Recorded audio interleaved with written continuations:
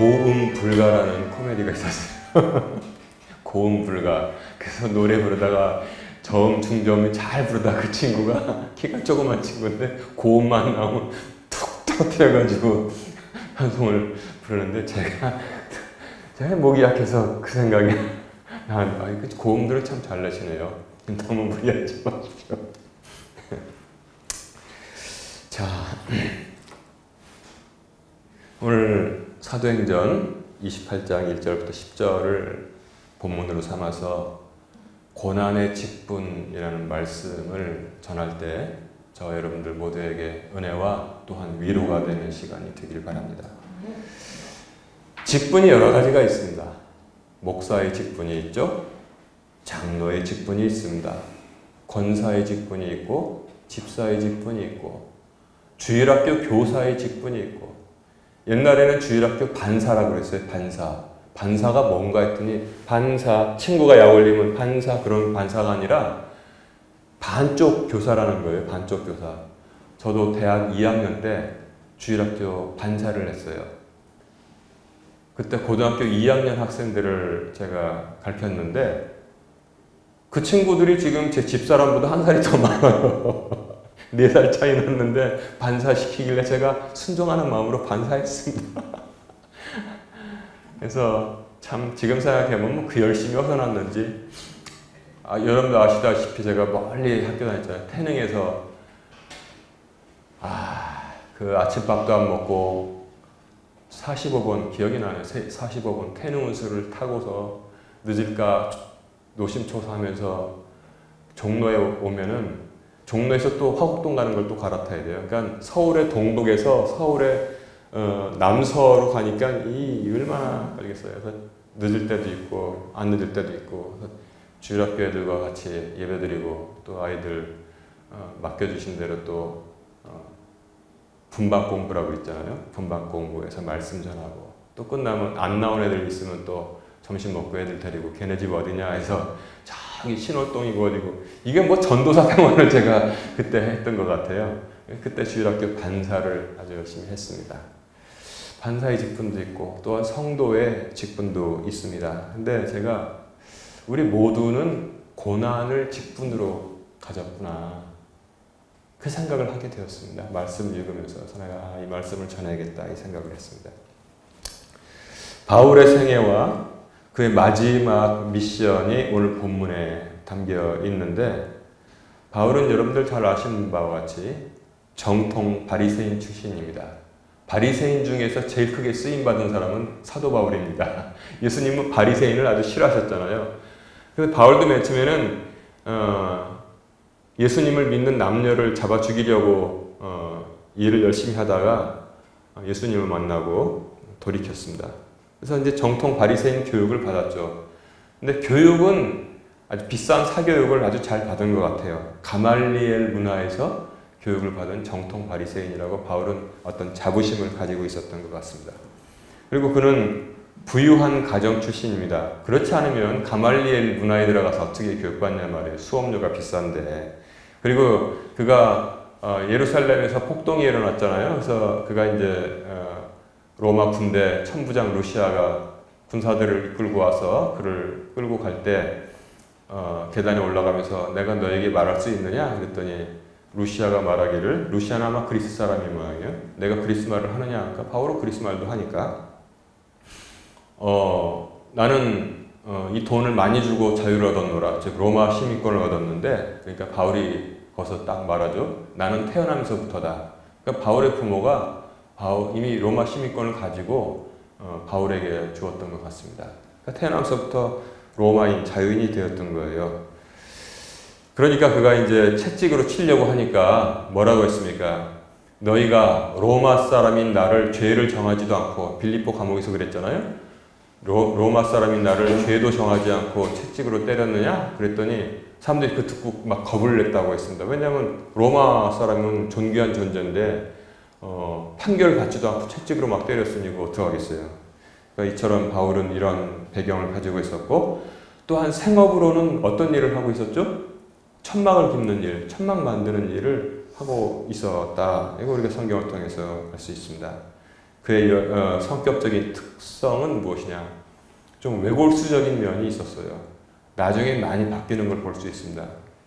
젊었을 때, 청년 때, 중년 때 아주 외골수적인 열심히 특심했다는 말로 우리가 좀 미워할 수 있지만 외골수적인 특징이 있었습니다. 그러니까 이 사람이 잘못된 열심을 가지고 있으니까 박해자에서 하나님께서 그를 들어서 쓰시기 때문에 이방을 위한 그릇으로 바뀌었고 그 다음에 온 세상 선교를 하게 되었습니다. 하나님께서는 좀 몰라서 무지해서 엉뚱한 대로 열심을 내고 가고 있으면 하나님께서는 외모를 보지 않으시고 그 사람의 중심, 즉 혼을 보신다고 했잖아요. 이 바울이 참 나를 사랑하는 마음이 있는데 뭘 몰라서 잘못되게 열심을 가지고 있구나. 그래서 이걸 돌이켜서 나를 위해서 이방을 위한, 그렇지, 이 지식과 이 열심이 있으면 이방을 위한 그릇으로서는 최고다. 그래서 이제 하나님께서 바울을 들어서 쓰신 것이라고 우리는 다 알 수 있습니다. 많은 일을 했죠. 온 세상을 다니면서 선교를 했습니다. 이거 참 아주 잘 써먹겠네요. 이 안디옥에서 출발해서 여기 그리스와 소아시아 다니면서 전도를 했는데 맨 마지막에 그가 나는 황제에게 재판을 받겠다 해서 배를 타고 이렇게 이제 마지막 여행, 즉 마지막이 어떻게 됐습니까? 목이 잘려서 죽었어요. 그러니까 이제 죽음의 여정을 사실은 떠나는 것입니다. 이 사도행전 27장 이후에는.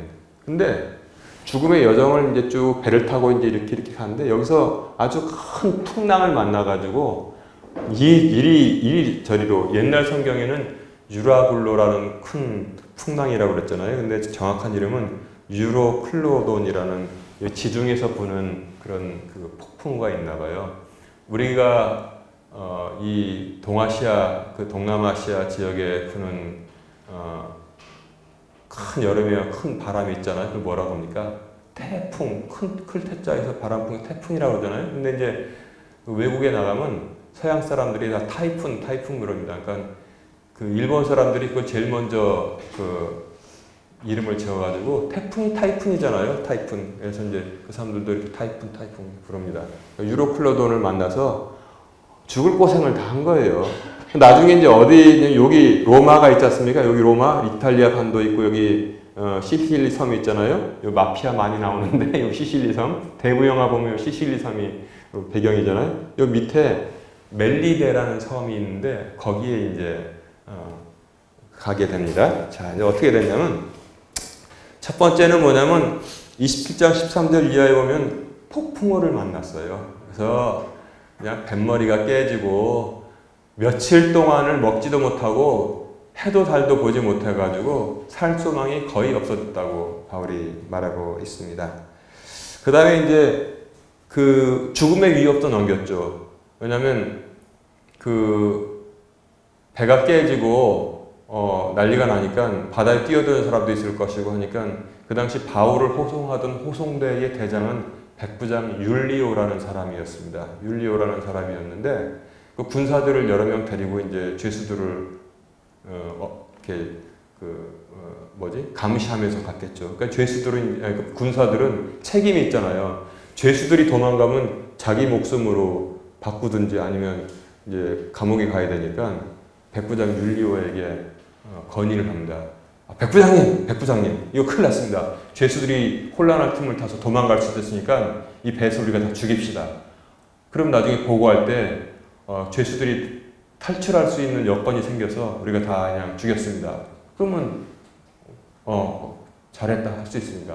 근데 백부장 율리오가 안 된다 그랬어요. 왜냐하면 바울을 살리고 싶었습니다. 그러니까 하나님께서 백부장 율리오에게 감동을 주신 것이죠. 제가 그래서 요새 이제 백부장에 대해서 쭉 조사를 하고 있는데 백부장에 대해서 설교를 해야겠다. 이상하게 신약 성경에 기록된 백부장은 전부 다 긍정적으로 그려지고 있다는 사실 공통점을 제가 발견을 했습니다. 백부장 고넬료도 그랬고 백부장 율리오도 그랬고 그 다음에 백부장 그리고 또 예수님 십자가 밑에서 그걸 보고선 이 사람은 진정한 하나님의 아들이었도다 고백한 백부장도 그렇고 다 긍정적으로 그려지고 있더라고요. 자, 그래서 이제 어찌어찌 하다가 이제 바울의 조언을 들어서 멜리데라는 섬에 이제 상륙하게 된 겁니다. 배가 깨져가지고 헤엄쳐가지고 멜리데에 상륙을 한 겁니다.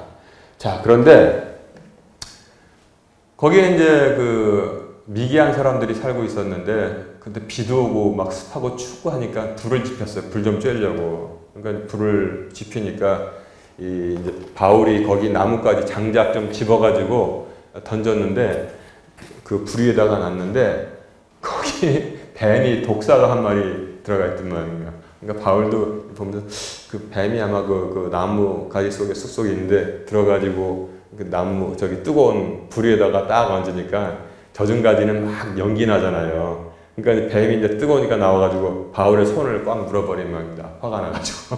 그러니까 이제 손을 이렇게 드니까 독사가 한 마리 이렇게 달려있단 말이에요.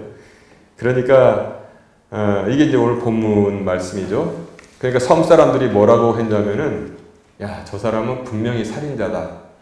그가 용케 바다는 피해서 여기까지 왔지만, 보복이 그를 살려두지 않는구나. 이렇게 생각했는데, 바울이 그 뱀을 툭툭 털어버렸어요. 불에다가. 그리고 좀 있으면 이제 손이 퉁퉁 붓거나 이제 팍 쓰러져서 죽을 거다. 그랬는데 멀쩡하거든요. 그랬더니 갑자기 생각을 사람들이 다 바꿉니다. 그래서 바울은 신이다. 이렇게 이제 생각을 했던 거예요. 여러분 생각해 보십시오. 바울이 지금 여기서부터 가이사랴부터 출발해서 쭉 배를 타고 로마에 재판받으려 가는데 풍랑 만나고 파산하고 그 다음에 또 뭡니까? 섬에 갔더니 독사에 물리고 풍랑 만나고 배가 또 깨져버렸어요. 좌초당하고 그 다음 또 독사에 물렸어요. 이게 죽으러 가는 길도 쉽지가 않네요. 바울한테는. 어떻게 된 게 죽으러 가는 길도 바울한테는 고난의 길인 거예요. 이게. 그래서 생각해보면은 참 하나님 요즘 아무리 어느 나라든지 악한 일을 지었어도 사형당하기 직전에는 유언도 기록해주고, 그 다음에 너 뭐 먹고 싶냐? 그래서 뭐 먹고 싶다고 이렇게 하면은 이제 국에다 준대요. 교도소에서.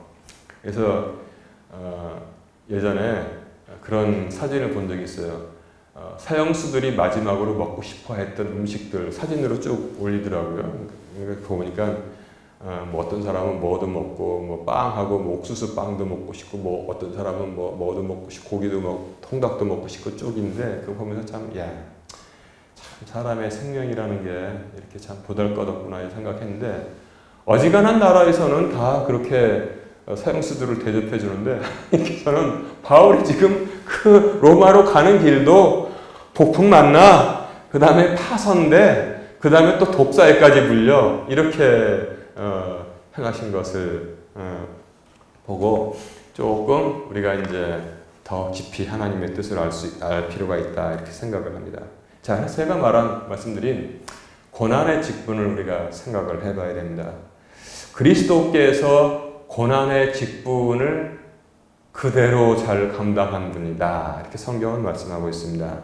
이사야서 53장 3절에 보면 그는 사람들에게 멸시를 당하고 거부되었으며 여러분 사람들에게 멸시 당해본 적 있습니까?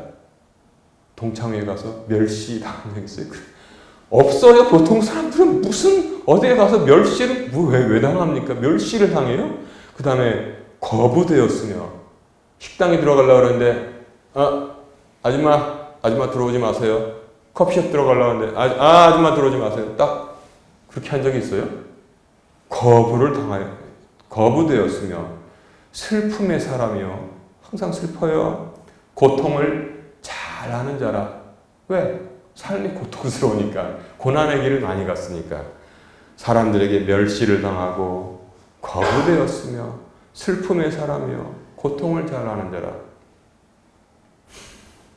제가 총각 전도사 때 주먹으로 예수님의 얼굴을 치며 그리스도야 선지자 노릇해라. 너를 친 자가 누구냐? 한번 알아맞혀봐라. 그거예요. 그래서 제가 여러분 설교를 저한테 그때 담임 목사님이 맡겨주셔서 설교를 하는데 우리가 분하고 억울한 일 당하지만 하나님이 사람에게 뺨을 맞았습니다. 그래서 제가 교인들이 깜짝 놀라요. 아니 주먹으로 얼굴을 쳤다고 그러는데 그게 뺨 때린 거 아닙니까? 했더니 왜 어떤 분이 나중에 설교 끝나고 왜 예수님이 뺨을 맞았다고 그렇게 설교를 하시냐고 그러는데 성경에 이렇게 나와 있어서 했어요. 그랬더니 그래도 그렇지. 그 예수님을 사랑해서 그렇지만 성경에 써 있어서 그랬는데 요즘 제가 설교들을 쭉 검색하다 보니까 제가 했던 말이 틀리지 않더라고요. 사람에게 뺨까지 맞으시고 이렇게 다른 목사님들도 설교한 거 유튜브에 찾아본 적이 있습니다. 여러분 하나님의 아들이 인간에게 뺨을 맞았습니다. 그것처럼 치욕스러운 일도 있어요.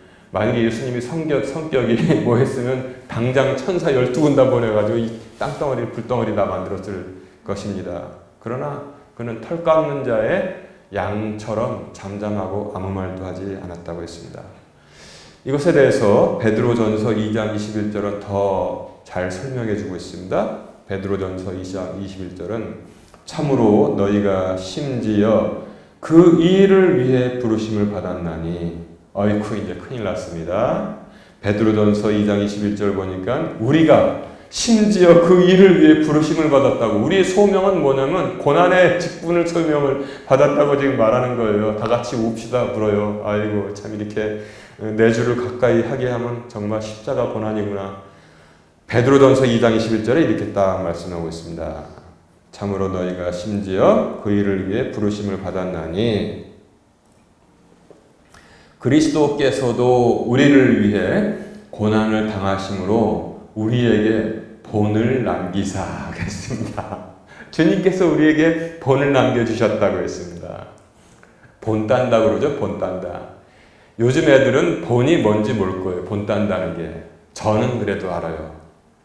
어렸을 때 저희 집에서 저희 할머니하고 어머니가 빨래 한 다음에 다듬이 있잖아요. 다듬이 넣고선 마주보고 앉아가지고 따다다다다다다 그것도 리듬이 있더라고요. 가을밤에 들으면 괜찮아요. 그 소리. 저쪽 집에서 따다다다닥 소리 나고 그것도 있고 그다음에 이거 큰 쇠 아이롱 있잖아요. 아이롱이라 가지고 그걸 이렇게 다리고 이렇게 이제 그래서 거기 보면은 전기 들어왔다. 그때 스위치가 없으니까 탁 꽂으면은 이제 연결하는 게 두꺼비집 같은 거 꽂으면 이제 들어오고 탁 빼고 너무 뜨거운 그래가지고 한 것도 봤는데 본이 뭐냐면 버선본 아시죠? 혹시 버선본 아세요? 종이로 단단한 저기로 만든 이렇게 된 버선 모양의 이렇게 본이 있어요. 본. 그러면 버선이 필요하다 그러면 그 본을 딱 대고 천을 대고선 이렇게 그리잖아요. 이렇게 본 딴다 그러잖아요. 그리고 이제 그걸 금대로 싹 이렇게 잘라가지고 바느질 이렇게 해서 이렇게 뒤집으면 버선이 되는 거예요.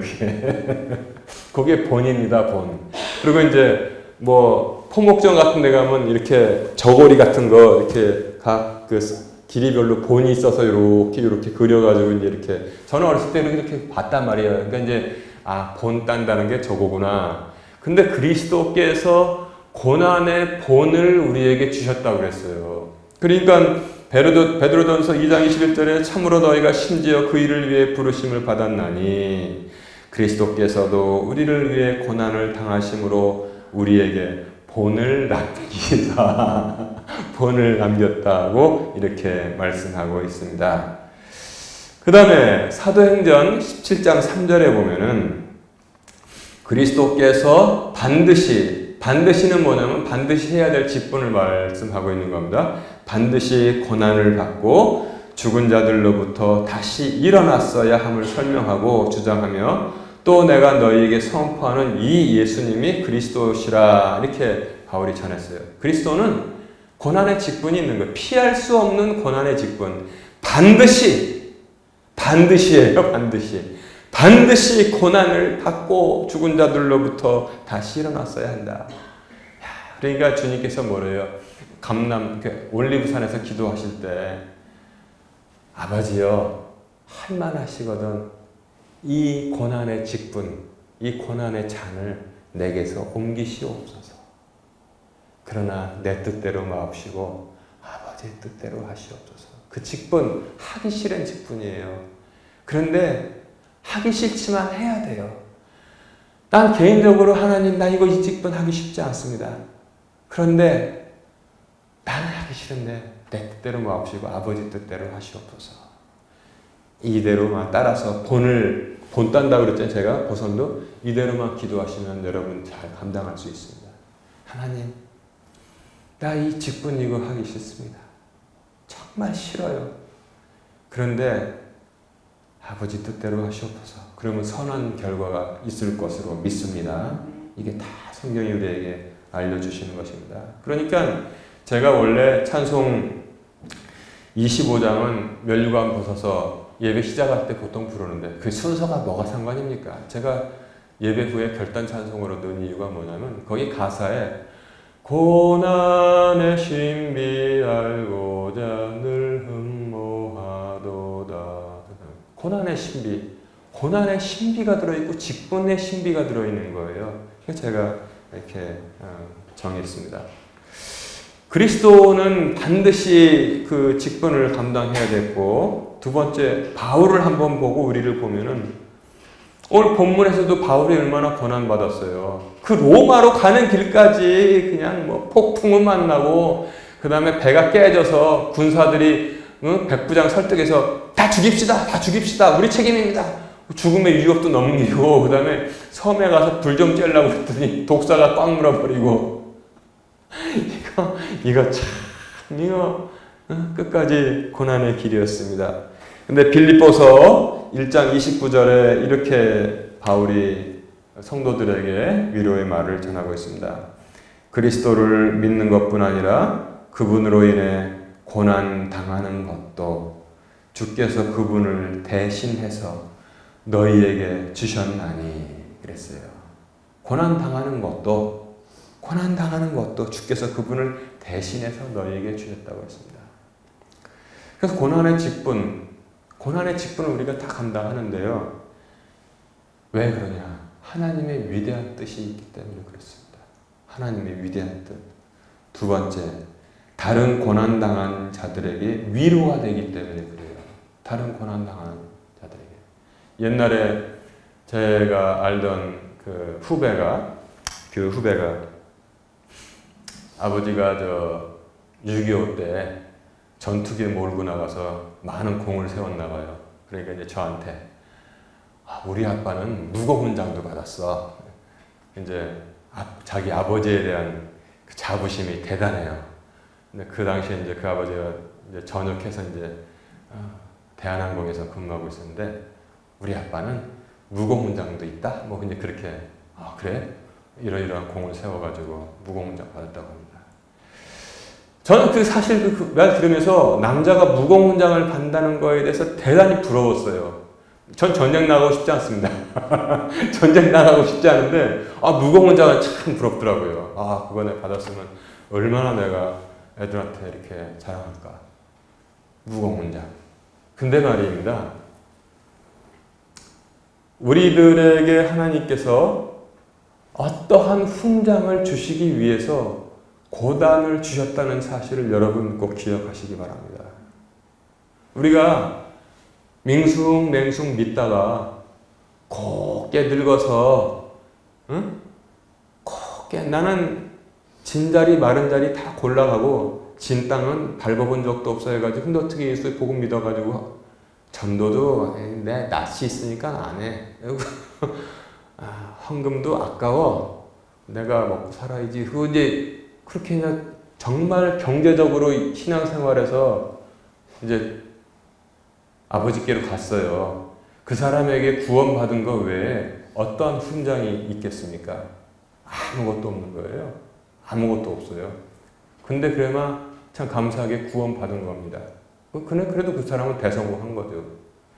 그런데 대한민국에서 사는데 키야 70, 80 사는데 제 후배가 자기 아빠 무공훈장 있다고 자랑하는 거 듣고선 되게 부럽더라고요. 나도 그런 거 한 몇 개 있으면 좋겠는데. 근데 말입니다. 영원히 사는 하늘나라에서 하늘의 왕국에서 우리에게 예를 들어서 제가 부러워했던 무공훈장이 하나도 없어요. 그냥 가슴이 맹맹 아무것도 없어. 사도 바울은 번쩍번쩍 빛나는 금멸유관. 예수님은 마찬가지죠. 그 다음에 그 고생했던 사람들, 아굴라와 브리스길라 부부같이 맨 처음에 동역자로 만났다가 나중에 목숨까지 내놓으려고 했던 사람들. 정말 그 위대한 저희가 있는데 아무것도 없는 사람들, 아무것도 없는 사람들 너무나 많을 거란 말입니다. 이게 바로 문제라는 거예요. 하나님께서 그래서 고난의 직분을 우리에게 주시는데 우리에게 일거리를 주셨다 생각하시기 바랍니다. 저도 생각해보면 우리 살다 보면 좋은 일도 있지만 나쁜 일도 당하잖아요. 아, 내가 왜 이런 일을 당했을까? 참나 기가 막히네. 이렇게 생각할 수 있지만 또 여러분 생각해 보세요. 내가 왜 평생에 이런 짐을 짊어지고 살아야 될까? 생각할 수 있습니다. 그러나 하나님께서 여러분들에게 다 훈장 주셨다는 것을 믿고 위로받으시기 바랍니다. 두 번째는 뭐냐면 고난의 직분을 감당하면 다른 사람을 위로할 수 있습니다. 제 친구, 친하게 지내는 친구 둘이 있는데요. 참 마음 아프게 하나는 작년에 하늘로 갔습니다. 아버지께로 갔는데 그 친구들이 고난의 직분을 감당해서 나를 위로했거든, 사실은. 그 친구들이요, 둘 다 전자공학을 공부해서 졸업한 다음에 한국 사람이면 다 가고 싶어 하는 그 직장에 들어갔어요. S전자에 들어가고 D전자에 들어가서 거기서 돈 잘 벌고 그냥 애 낳고 결혼해서 애 낳고 잘 살았습니다. 그런데 고난이 닥쳐오더라고요. 둘 다 공통점이 뭐냐면 상처를 했어요. 철을 다 잃었습니다. 어머니가 이제 한 친구 들어보니까 어머니가 오랫동안 병치려가지고 자기 벌어놓은 돈 다 드시고 가시더니 또 자기 아내가 제가 걸렸던 병하고 똑같은 병을 걸린 거예요.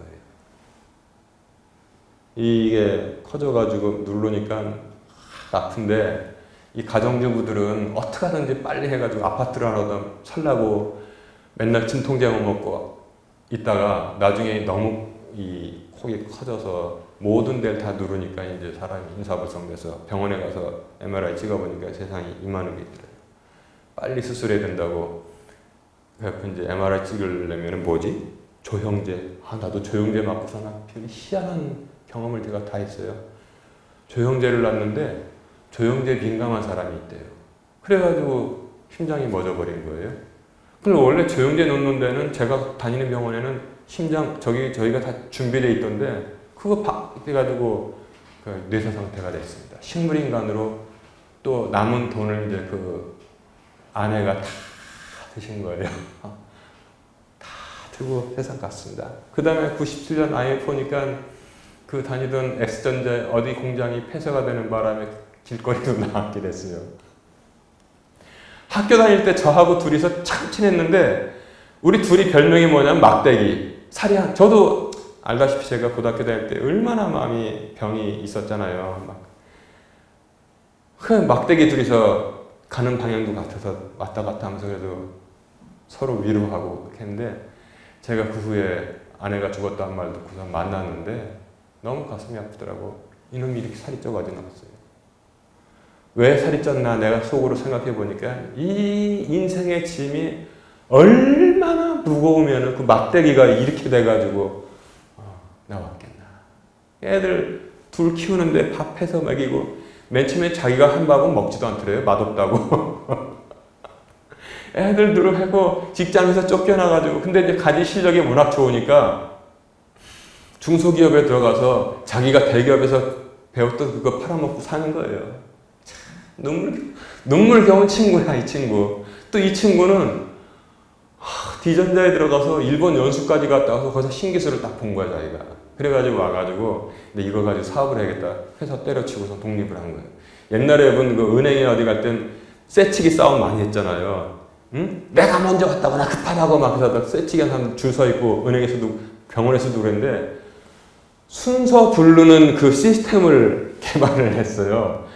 그러니까 갑자기 쇠치기 저희가 짜 없어진 거야. 표만 딱 뽑으면은 순서가 등록돼서 컴퓨터가 알아가지고 어디로 가라. 그 다음에 병원에서 진료받으면 어디 그 병원 안에 또 약국 있죠. 어디로 가 알려주는 그걸 이제 개발해가지고 사업을 잘 하고 있었어요. 근데 이 친구도 아누라가 죄송합니다. 왜 친구들 하는 말 갑자기 툭 해놨네요. 갑툭튀. 아내가 암 걸려가지고 병치를 오래 했어요. 그러니까 이제 자기 사업을 자기 동아리 선배, 철학과 다녔던 동아리 선배한테 전자공학과도 맡기고 아내 병간호를 했는데 어느 날 와보니까 자금은 하나도 안 들어가고 다 싹 해가지고 격리 직원이랑 사라졌더래요. 찾아보니 아내는 죽고 딸 하나 아들 하나 키우는데 눈물 나. 이놈들을 찾으려고 봤더니 전입신고를 안 하고선 사니까 찾을 수가 없대요, 도대체가. 그래가지고 이것 하고 저것 하고 대신 고난도 당하고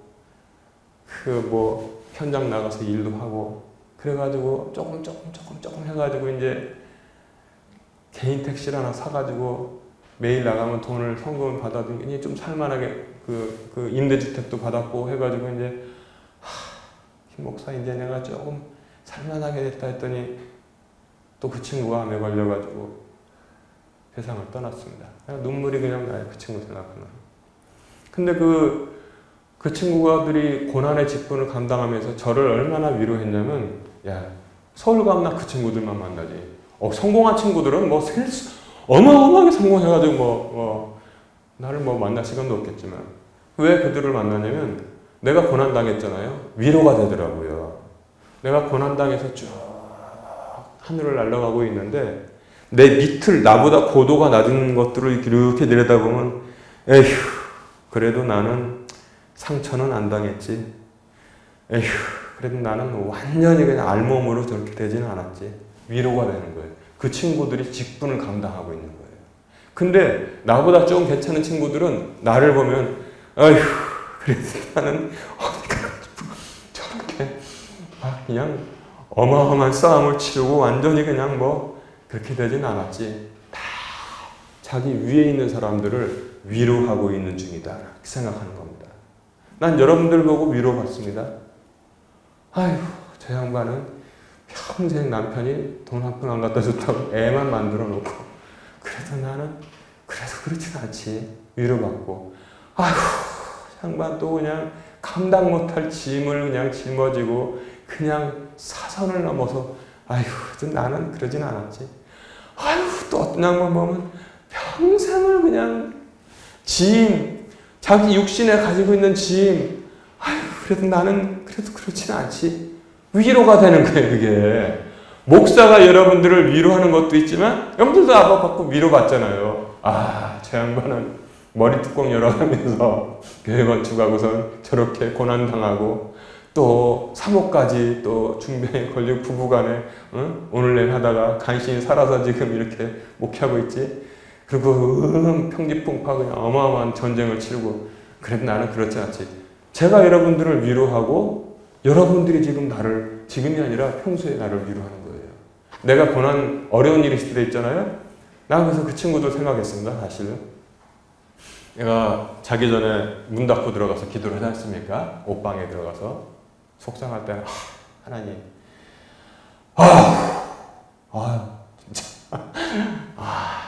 진짜 힘드네요. 근데 그 깜깜한 옷방에서 아니지. 내 친구 생각하고 이 친구 생각하면 결론은 내가 걔들보다는 낫다. 위로를 받는 거예요. 여러분들도 마찬가지 이렇게 위로를 받는데 옛날에 그 신학을 전공할 때 신학교 다닐 때 우리 교수님이 하시는 말씀이 있어요. 예수 그리스도를 생각하면은 모든 사람이 위로를 받을 수 있다고 이렇게 말씀하는 것을 제가 지금 잘 기억하고 있습니다. 그 교수님이 하던 얘기를 내가 그대로 해볼까요? 외우고 있으니까. 어떤 사람이 고난당해서 울고 있어요. 그때 누가 가서 번쩍번쩍하는 자가용에서 내려서 내가 산 주식이 아닌 아파트가 엄청 올랐는데 울고 있는데 한 끼 낼게 같이 가자 그러면 위로가 되겠어요? 전혀 안 되죠. 더 화가 나죠. 근데 누가 흔들어요. 여보세요? 왜 우세요? 너무너무 삶이 힘들고 어렵습니다. 여보세요? 당신 살아있잖아요. 누가 죽었대요. 그러니까 응? 누가 죽었어요? 왜 죽었대요? 교통사고예요? 그랬더니 그게 아니고요. 사람들한테 죽었대요. 무슨 잘못했대요? 이렇게 물어보는 거예요. 우는 사람이 눈물을 닦으면서 무슨 잘못을 했대요? 그러니까 아무 잘못도 없는 분이고 너무너무 흠과 티가 없는 분이래요. 응? 왜 흠과 티가 없는 분이 사람한테 죽었어요?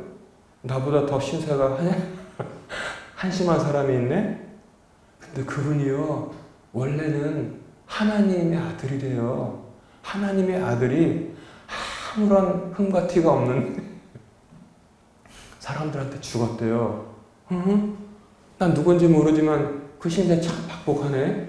나보다도 박복하네. 그 사람 누구예요? 그렇게 위로가 되는 것이다. 그 교수님이 그렇게 얘기를 하더라고요. 그래서 우리가 당하는 그 고난을 어떻게 그리스도의 고난과 비교하고 견딜 수가 있겠냐는 거예요. 입장을 바꿔서 여러분들이, 우린 다 죄인이지만 흠과 티가 없고 하나님의 딸이에요. 근데 여기 와가지고 인간 구원하다가 뺨도 맞고 침뱉음도 당하고 그 다음 죽었어요. 자, 이게 바로 고난의 직분 중에서도 맨 저 아래에 있는 직분이 바로 그리스도의 고난의 직분이고, 그 다음에 그거보다 좀 위에 있는 직분이 바울의 고난의 직분이고, 그것보다 좀 더 위에 있는 직분이 순교자의 직분이고, 그것보다도 한참 위에 있는 직분이 우리가 감당하고 있는 고난의 직분임을 아시기를 주님의 이름으로 축원합니다. 그래서 그리스도는 가장 큰 훈장이겠죠. 쉽게 제가 표현하는 겁니다. 그래도 하나님께서 우리가 섭섭하지 않게 훈장을 달아주시기 위해서 고난의 직분을, 조그마한 것들을 감당하라고 주신 줄로 믿습니다. 이거 피해서 하나님께로 가서 여기다 아무것도 없이 살고 싶습니까? 아니면 이 직분을 감당하면서 감사하면서 나가겠습니까? 선택은 우리 자신의 것입니다. 여러분 너무나 징징징징 짜면 안 됩니다. 제가 여러분들에게 이 말할 건 없어요. 오늘 아침에도 보니까 저것은 맨날 허허하고 웃고 다니네 그러시는데, 여러분 지금 참 잘하고 있는 겁니다. 저도 그래도 많이 웃고 다니잖아요. 참 잘하고 있는 것입니다. 우리가 감당하고 있는 것은 아주 작은 것이에요. 그래서 우리는 모두 각양각색의 고난의 직분을 감당하고 또 서로를 통해서 위로해주고 위로받고 산다면은 그것은 100점짜리라고 저는 말씀드릴 수 있는 것입니다. 그래서 이 땅에 잠시 사는 동안을 생각하면 하나님께서 잠시도 잊지 않으심을 생각하면 이 작은 고난의 직분도 잘 감당하게 마련해 주실 것입니다. 우리에게 감당할 만한 시험에는 주신 적이 없고, 우리가 고난당하면 또한 다른 문을 여신다고 주님께서 말씀했습니다. 다른 문을 열어주십니다. 염려하지 마십시오. 훈장받는 기간입니다. 훈장받는 기간이니까 잘 감당하고 기쁨으로 주님께 나가는 성도들 되시기를 주님의 이름으로 축원합니다.